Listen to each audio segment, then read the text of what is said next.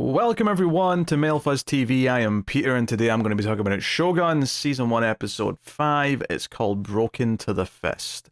So spoilers for the episode. I keep being surprised by this show. I don't know why I'm still being surprised, because I really enjoyed the last two episodes in a lot of different ways.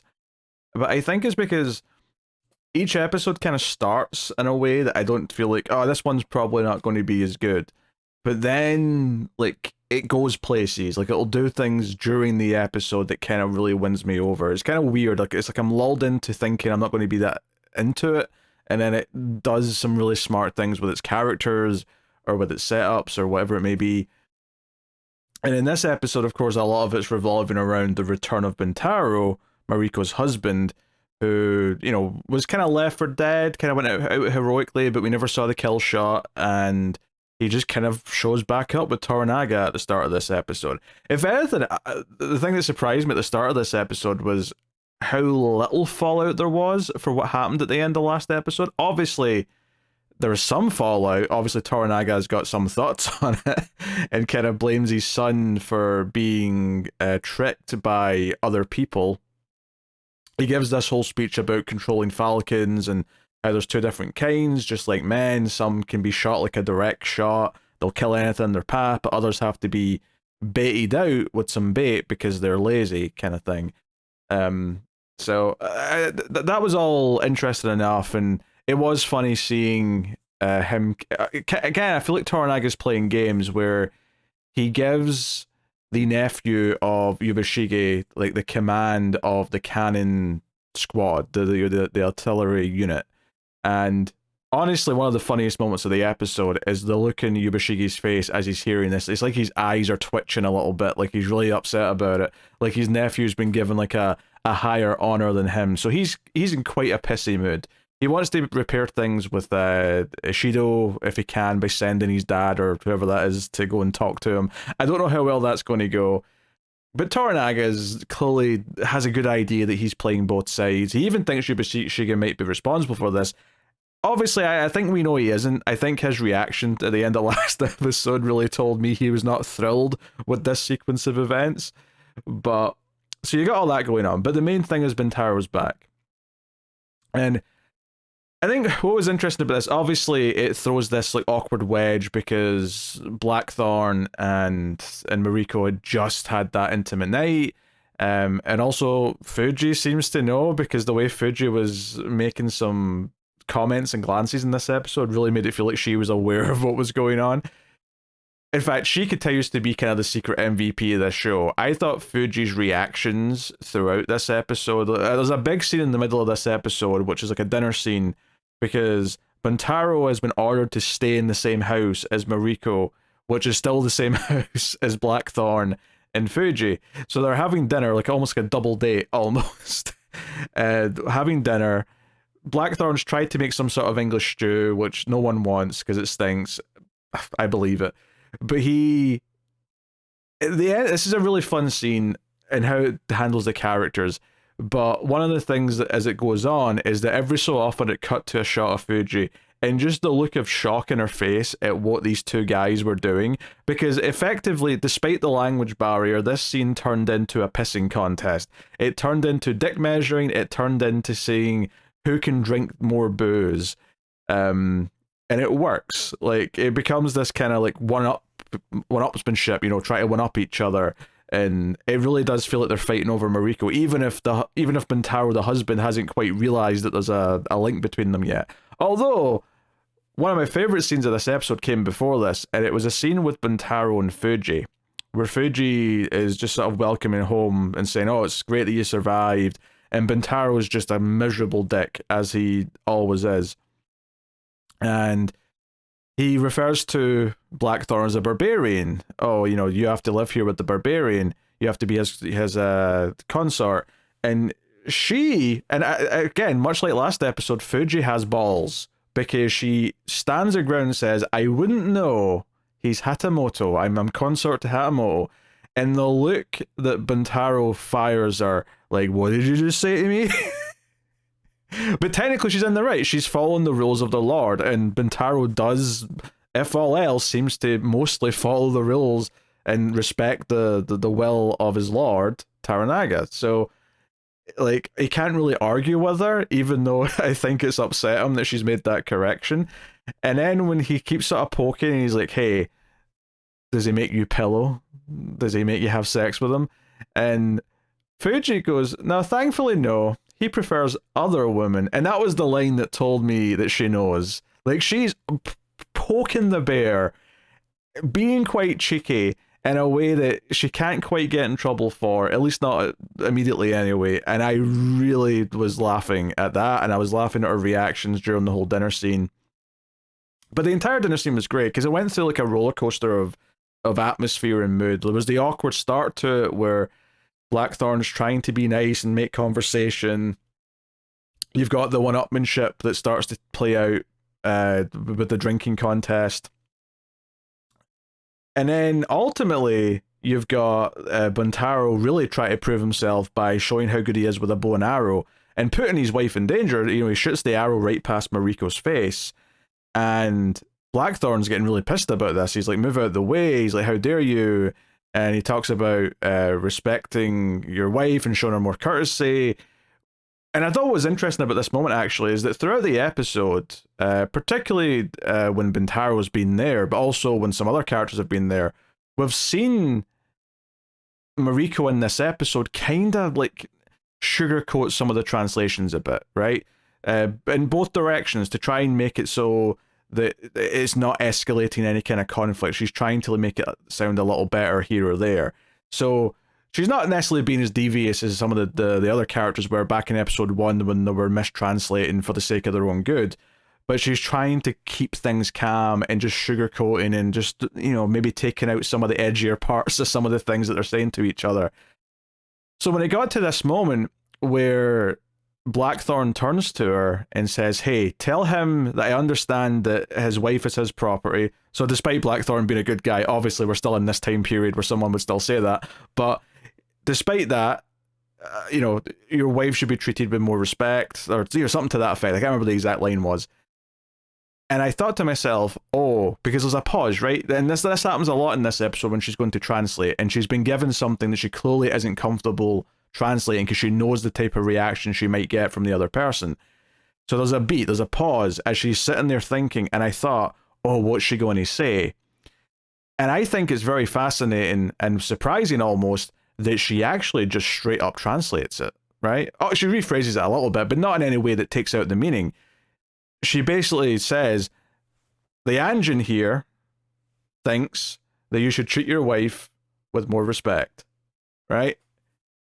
Which makes Buntaro laugh, but I think is very fascinating from a character point of view that she basically had her own pair of balls in this scene. You know, she borrowed them from Fuji, who's been just throwing around bravery left and right, to say this, which means that at least on some level, I think she wanted her husband to hear this. On some level, I think she wanted this message to get through. Now, obviously, she's a nuanced character. Repeatedly for the rest of the episode, she's kind of fighting back against like wanting to change anything, because, you know, later on that night, Buntaro hits her, he beats her up, and Blackthorn gets pissed about this and runs in and like chases out after him. And Buntaro's reaction to this is quite interesting. Buntaro basically plays their political system to his credit, where he offers himself and says that he's shamed his house because it is technically Blackthorn's house he's living in, and that he asks for forgiveness and he bows down. He won't give Blackthorn the fight that he's looking for, because Blackthorn's got his pistol. He's ready to go toe-to-toe with this asshole. And it's this idea that Blackthorn is being smart enough not to overplay his hand, or not get into this thing and get into trouble with Toranaga maybe, or whatever it may be. Because, you know, there's a good little moment at the end of this when Blackthorn eventually gives up and walks back to the house, where the arrows that Buntaro shot are in the post that he said they'd be in. And it's kind of like hinting that, yeah, in a fair fight, Buntaro, like, he also survived that army, seemingly, unless there's more to that maybe he's defected. It's possible he has. I'm not ruling that out, because that was quite a big thing to survive. But either way, he's very, very skilled, and he probably would take Blackthorn seemingly in a fight, or certainly if he's got a bow and arrow, he's going to win. And I think this is him de-escalating this moment with Japan's own rules, which frustrates Blackthorn. And a big theme of this episode is Blackthorn getting more and more frustrated with the customs of the Japanese people, to a tragic extent as the episode goes on.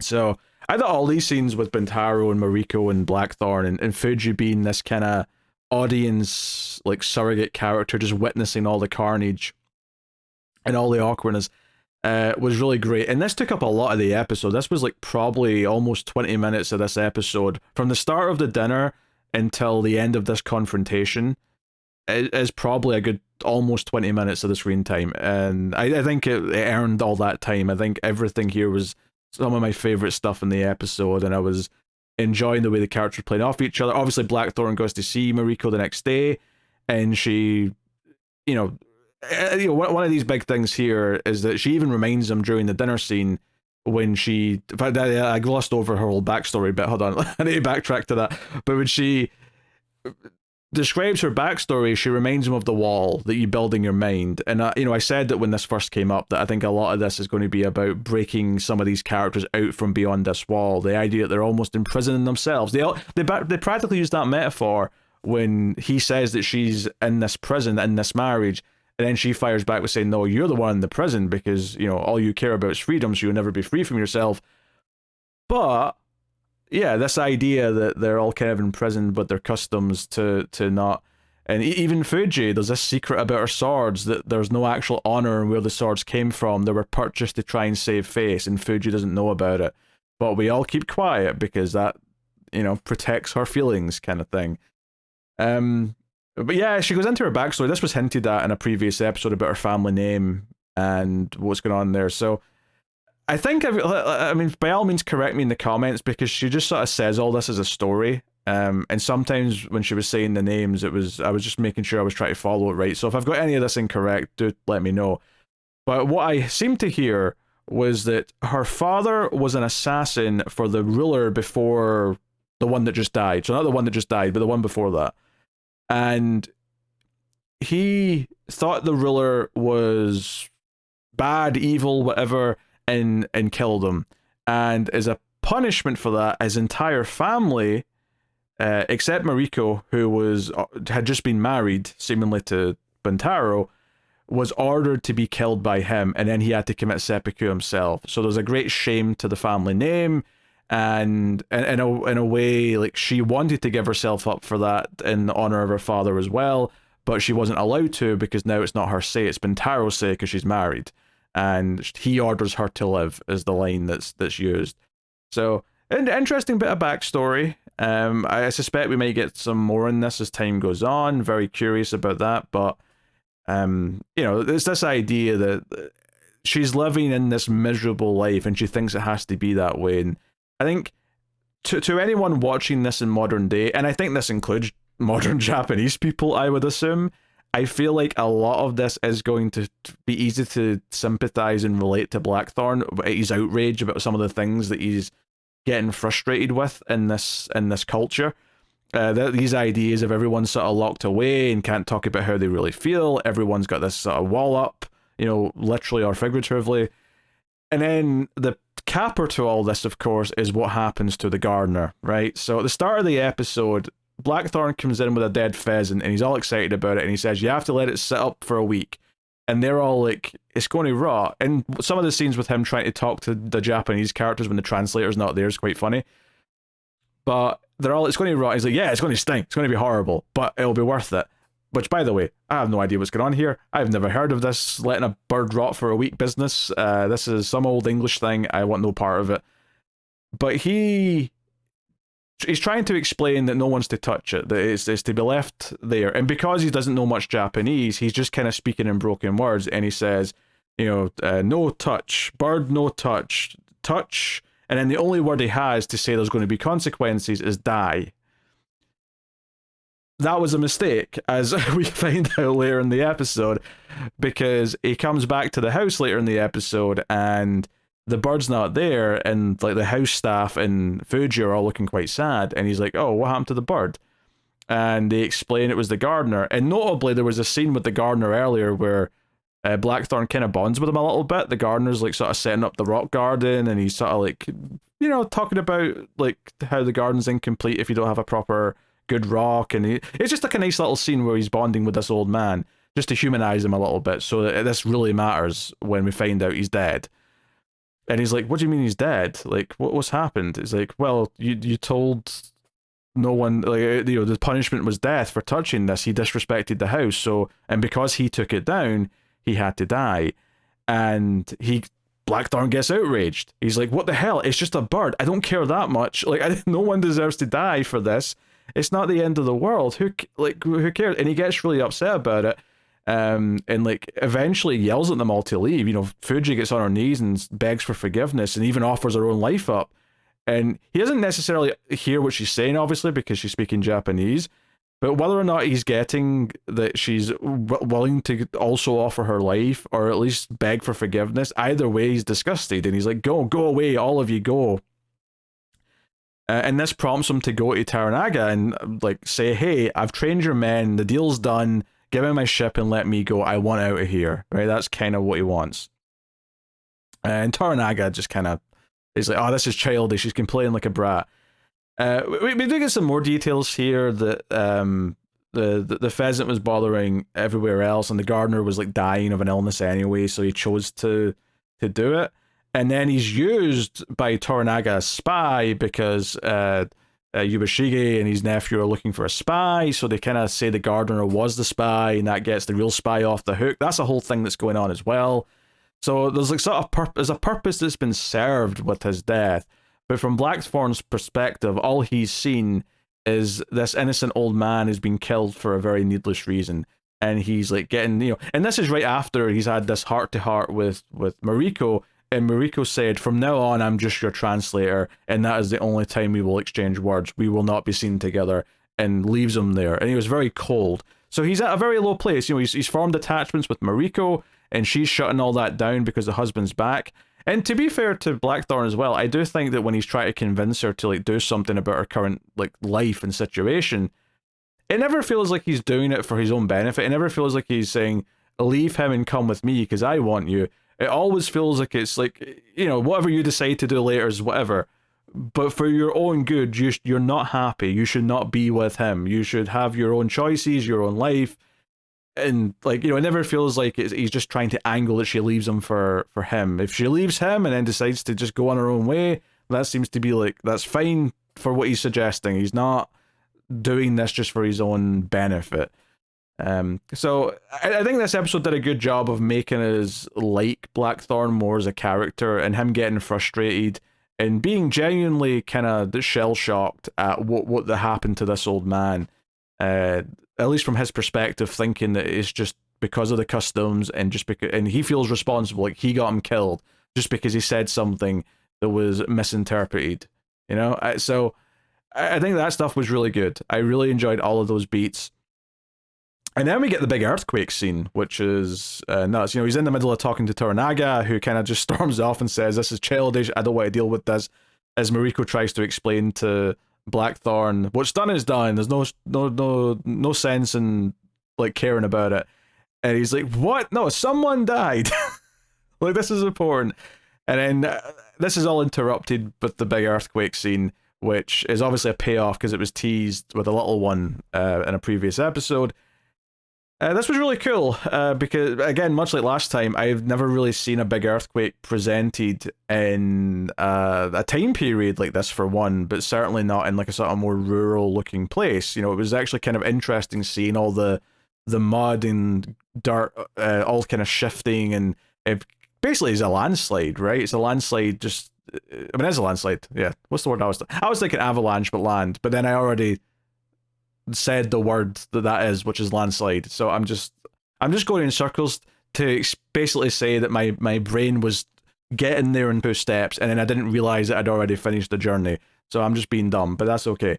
Yeah, this was interesting visually. I thought it looked pretty good as well. The seeing like some of the men like be swallowed up by the ground actually looked pretty dangerous and demonic almost. It kind of had this really nefarious look to it, even though it's just a natural thing that's happening. And of course, Toranaga gets sucked in himself right at the end of the earthquake, and they all, Blackthorn goes diving to try and save him, which he does. He finds him, pulls him out of the dirt, and it's him slapping him on the back that makes him cough up the dirt, and Toranaga's fine. And then Toranaga can't find his sword, so Blackthorn offers his, which again is, I wonder if this is kind of almost a little payoff to like what he found out about the swords earlier. Not that he wants rid of them because he's ashamed now, he doesn't care, but more this idea that it doesn't matter where they come from. It's the gesture that Toranaga is getting is that he's gifting these swords, so they mean something now because he's made this gesture. That was something that came back, that was earlier on with the pheasant, when he was saying to Mariko the pheasant didn't really matter that much. And she's like, no, but your words made it matter. You said it was important, so it became important to all of these people. So this felt like, to me, like a sort of like payoff to that, where he's doing this for Toranaga because Toranaga needs some swords, right? He doesn't want to walk around without them. He feels naked without them, or whatever. So I thought, again, this moment felt really good. And then even after this, when he rushes back to the house to see what the staff are like, again, it's showing again that he cares about the people that are working for him. And Fuji is a little bit injured. She's like lying down and having her back treated by one of the others, and Blackthorn comes up and holds her hand and lets her know that he's there, without saying anything. He just kind of lets her know that he's there and that he cares. And then the final symbolic thing is that he goes back over to the rock garden and puts up the rock, like the main rock in the rock garden the gardener was putting up earlier. He goes over, and it's raining, I think, at this point. Obviously everyone's dealing with crisis stuff, everyone's trying to bandage each other up, whatever else, and he's like struggling to get this rock back up as the music's kind of ramping up. And this was a really cool moment, and it's a great capper to the main part of the episode, the main story of the episode, because much like the pheasant, much like the swords for Toranaga, this rock had meaning because the gardener cared about it. The gardener showed that he valued this. So this is in a weird way, this ending of him putting up the rock is Blackthorn both kind of adhering to this idea of things having importance because we give them importance, but he's also respecting the memory of the person that he now cares for and believes that he died. So it's like he's learning some of the parts of the culture that are better in spirit, even though some parts of them are obviously very kind of cruel and savage in some ways, and it is finding this kind of balance that there's always good in there as well. Ultimately this is a culture exchange of a story, and the idea that he might have some positive changes on those around him, and that they as well will have positive changes on him because he sees life a certain way. So yeah, this was a very great symbolic ending of putting the rock back up, which felt like it meant a lot to him because it meant a lot to the gardener. And I thought that was a really good touching moment. I was really impressed because I really liked all that middle stuff with the dinner and like the ups and downs of that and the confrontation afterwards. And then, it kept going, and then the earthquake was exciting, but this felt like a great capper to what this episode had been. It felt like it had a nice full chapter where there was a good payoff and a good message for the episode as a whole. Be very curious to see how this shapes up next time, and how the Buntaro Blackthorn like rivalry, if we want to call it that, is going to progress beyond from here. Elsewhere though, there's a bunch of stuff about the Ishido and the others picking or electing a new official, and they're debating and not agreeing on anyone. That's kind of like a montage early on.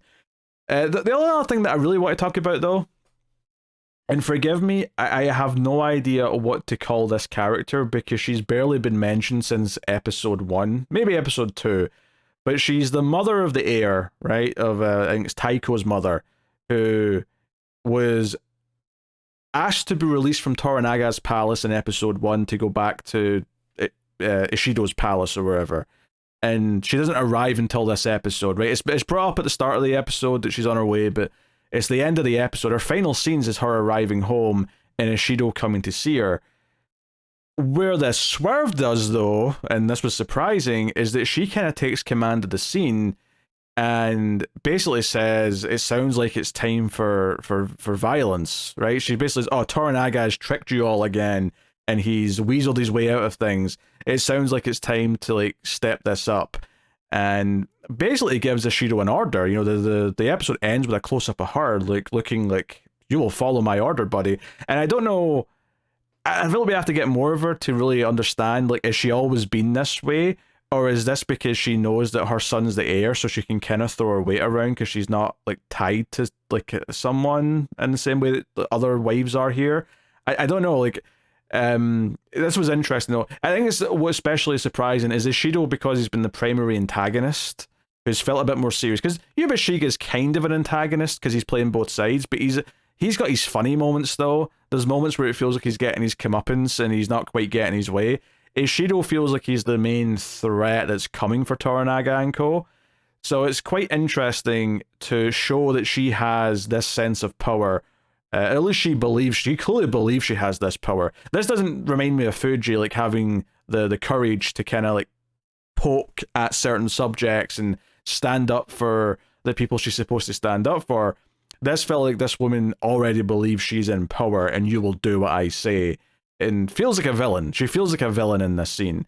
So very curious to see how we develop that. I'm not really sure what to even take from it, beyond just, okay, we'll see more of this next time.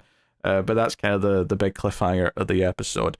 But yeah. Now, all the character stuff with the dinner and the translating, of course, is so good. The pauses before Mariko translates, and how is she going to translate? Is she going to like try and sugarcoat it? Does she just say what it is? Obviously, she's brave enough to translate, that message about being nicer to your wife, but then clearly after she's, abused by him that night, recedes into her, behind her wall, effectively, when she's talking to Blackthorn the next day. And she yells at him to get out when he's coming to see on her that night. Before the confrontation, she does sort of yell for him to go away, which kind of mirrors actually him, Blackthorn, yelling at all the staff of the house when he finds out about the gardener. This idea that he needs to be alone, just like she needed to be alone the night before, shows that there's similarities between them, even though they come from very different places. There's clearly something that connects them, even with all the differences. But yeah, no. So good stuff. Still really digging the show. Looking forward to the next one. That's been my thoughts on episode 5. Let me know what you thought of the episode in the comments. Of course, you can hit the like button. It helps out a bunch if you do. More people will find the channel and the show. And of course, you can support even more so by going over to patreon.com/MailFuzzTV and getting some bonuses for your trouble. I do a Columbo review every month as a bonus, and plus there's bonuses for all the movie podcasts. In fact, check out the movie channel, MailFuzz Movies, for all the movie podcasts that we do. So thank you very much for joining. I always appreciate it. Keep watching TV. Have you got any vanilla?